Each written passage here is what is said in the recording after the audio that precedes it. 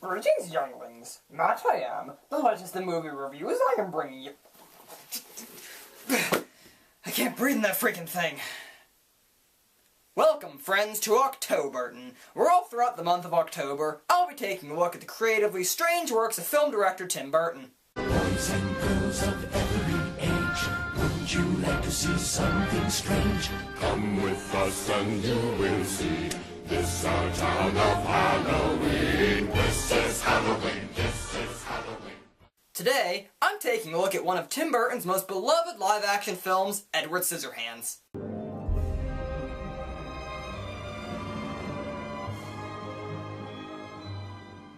So who's in this movie? Well, it's got Willy Wonka, Abigail Williams, Brian from The Breakfast Club, and Professor Radigan.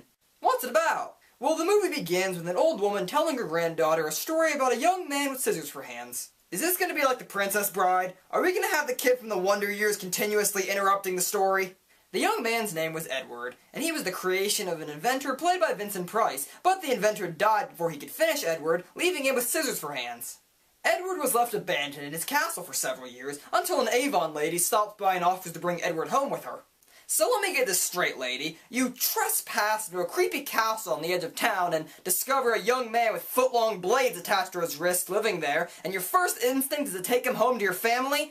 I'm pretty sure this is how slasher films start, lady. So Edward is adopted into the Avon lady's family, and falls in love with her daughter, who is dating a jerkish jock played by Anthony Michael Hall. Wait a minute, Anthony Michael Hall, the nerdy kid from The Breakfast Club and Weird Science, is playing a jock in this movie? Well, I guess we can add him to the list of actors playing against type. Edward is readily accepted into their idealistic 1950s-style town, and his natural skills for grooming and topiary make him a local celebrity.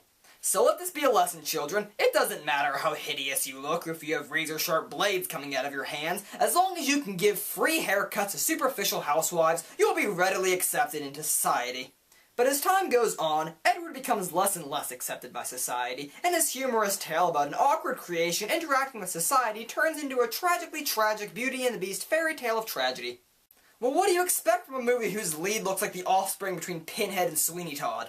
Oh yeah, and I guess this movie is kinda set around Christmas. Now I know what you're thinking, why do you keep reviewing movies set around Christmas around Halloween? I have a better question, why does Tim Burton keep making creepy Christmas movies?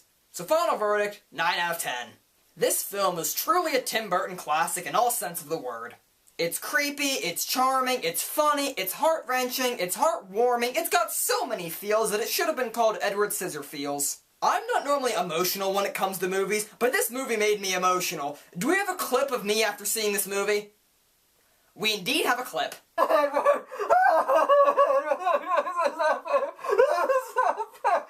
Embarrassing. Well, internet people, that's my opinion. Take it or leave it. Join me next week for the final week of Octoburton, where I'll be ending with another Tim Burton classic. Until then, see ya. Now who could that be? A spellbook? Wonder who could have left this here.